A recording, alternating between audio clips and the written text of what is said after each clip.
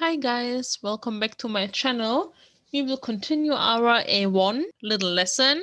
I gave my artistic all today, so to create this little sketch here. Can you guess what it is?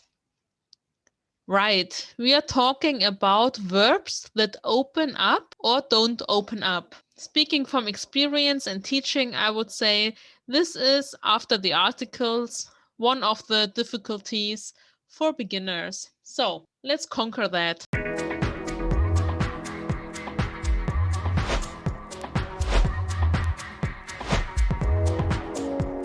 We will start with the easy part, so to speak, which are nicht trennbare Verben.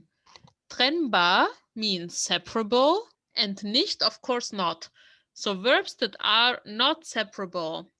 If we read the first sentence here, Peter bekommt ein Bier. The verb in its infinitive form is bekommen, to get something or to receive. It is not separable. Maybe when you see the sentence and you're a total beginner, you think like, who cares if it's separable or not? It's all here together. But if you compare it later in 2 minutes with the separable verbs, you will see why it's important to make this difference between the verbs. So, verbs that begin with be, emp, ent, ge, ver, zer are not separable. Try to learn this by heart. 7 beginnings, and if you know that, it will be so much easier later on. Let's practice. Besuchen Max Tante. Okay, here we have the verb, subject, object. Of course, not in this order. And now you see immediately besuchen. It looks like an opening verb, but it's not, because it is in our wonderful little list here. So the correct one, Max besucht die Tante. If you're not familiar with the order of the different words in a sentence in German, watch my other videos, because I try to give you chronological lessons. So start by video 1 if you want to get the full course. Max besucht die Tante. Max visits the aunt. Okay, try the other ones and we will compare it in a second. Okay, let's compare. Du bezahlst die Rechnung. You pay the bill. Der Kurs beginnt am Montag. The course or the lesson begins on Monday. Ich empfehle dir das Steak. I recommend you the steak. Die Firma entlässt viele Mitarbeiter. The company fires many workers or employees. Der Lehrer erklärt die Grammatik. The teacher explains the grammar. Du genießt die Freizeit. You enjoy the free time. I must say this sounds a little bit stupid. Nobody would say it like that. It would be better to say, because you direct it to somebody, du genießt deine Freizeit. You enjoy your free time. This sounds much better. Next one. Ich verstehe das Problem. I understand the problem. Paul vergisst die Hausaufgabe. Paul forgets the homework. Karl verdient viel Geld. Karl earns a lot of money. Maria zerreißt die Notiz. Maria shreds the note. To shred something into many pieces. Okay, this is the easy part for today.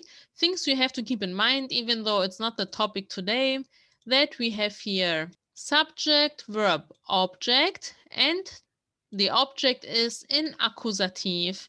Sometimes it's super obvious, but sometimes it looks like nominative and it's confusing. And the second one, this was a good exercise for you also to conjugate the verbs. If you have problems with that, there are many videos out there, including my own, about conjugating regular verbs.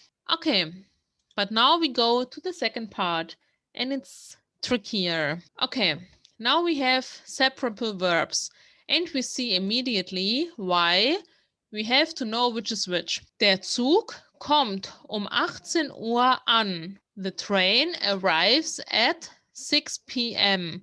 Now we have ankommen, to arrive. So what happens now? The second part comes position 2 of the regular verb, but the first part comes at the end. What do we have in between? In between we have informations, objects, and other things I will tell you about at the end of the video. Verb beginnings that are separable are ab, an, auf, aus, ein, mit, her, vor, zu, zurück. This is for now at least for A1. So 10 beginnings you should learn by heart and realize that those are separable. Let's go to an exercise. We have abschließen, du die Tür, the verb, the subject, the object. Now, of course, it's a little trickier, but I think it's manageable. We see immediately up. Is it separable or not? We go back, and of course it is. And we have our rules in our head. It opens up, the beginning at the end position 2, and the object in the middle. And this is it.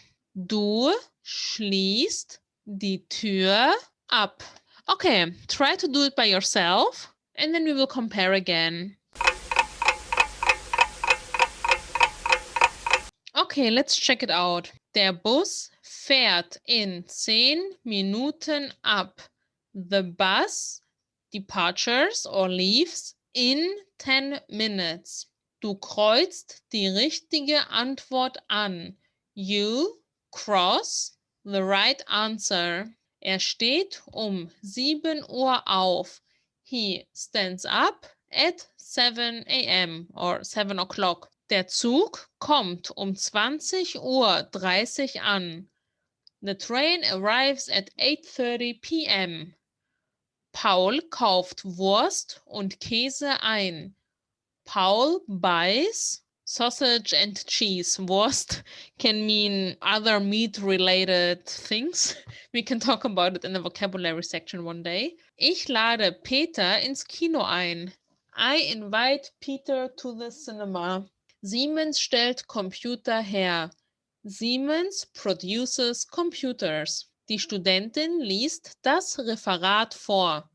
The student reads or presents her speech or the speech. Du machst die Tür zu. You close the door. Er gibt das Buch zurück.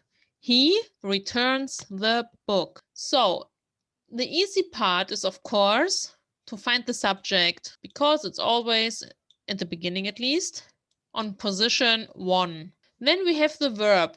If we have the second part in the beginning, we need, of course, to conjugate it like any other verb we have.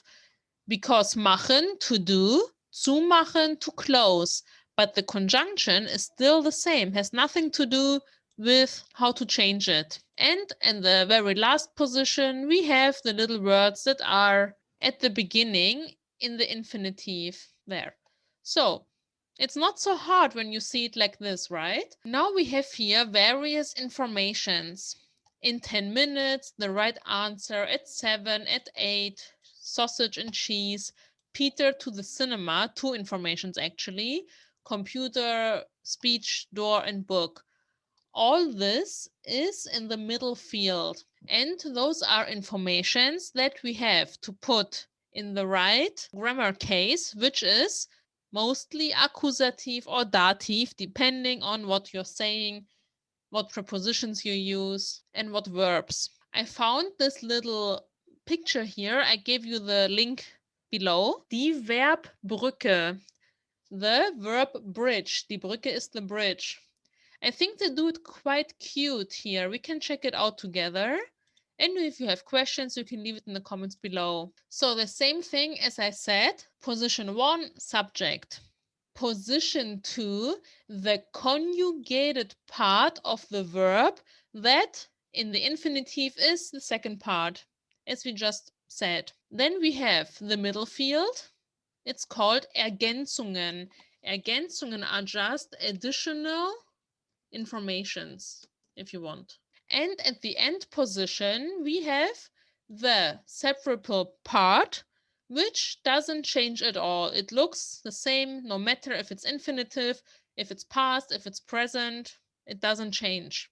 Only this part changes. Ich komme an. I arrive. Du kommst morgen an. You arrive tomorrow. So no matter if it's you, if it's tomorrow, if it is in 10 years, the end position doesn't change. Er fliegt übermorgen 7 Uhr aus Köln ab. He departures the day after tomorrow at 7 o'clock from Cologne. So here we have like 1, 2, 3 informations in the middle field. Wann kommt sie zurück? This is interesting. When does she come back? The verb is totally fine, nothing changes. But we have the question word here and the subject here. This is because position 1 can not only be a subject, but it can also be the part of a sentence that gets emphasized. In this case, a question word. I will give you the answer because we have 2 options. Sie kommt morgen zurück. This is the most normal sentence you would say. Subject, verb. Position 1, information. I will call it middle field for now. And the second part. Okay, this is nice and dandy, as we would say. But you can also say, morgen kommt sie zurück. This is for more advanced people, to be honest. But just because this one is here now, it doesn't mean that tomorrow is the subject. It's just for emphasis. This is a little tricky, but there are some tips to see what is the subject of a sentence. But this will come in maybe a week or 2 or 3, but it's coming soon. So, when is she coming back? Wann kommt sie zurück? Wir laden dich und deine Schwester herzlich zum Geburtstag ein. We invite you and your sister to the birthday. Bringt bitte kein Geschenk mit.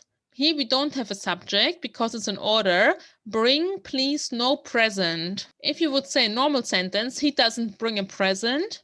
Er bringt kein Geschenk mit. But because it is an order, we have here the please and no subject. Die Kinder machen schnell alle Fenster und Türen auf. The kids open quickly all the windows and the doors. Quickly, schnell. Die Türen macht der Opa langsam wieder zu. The doors, the grandpa closes again slowly. Here we have, like with the question word, the emphasis in the beginning of the doors, but the subject is still the grandfather. So we can also say, der Opa macht die Türen langsam wieder zu. I think the more you learn those sentences, the easier you think the verb combinations are compared to accusative, dative, nominative. The verbs are not the hardest part, right? This is it for today. Thank you so much for watching. Please subscribe to my YouTube channel and follow us on Instagram, Learn German. I try to announce once in a while some things or some quiz. If you have questions about the grammar or about anything else, leave it in the comments below and I will gladly respond. Thank you so much for watching and see you next week. Bye!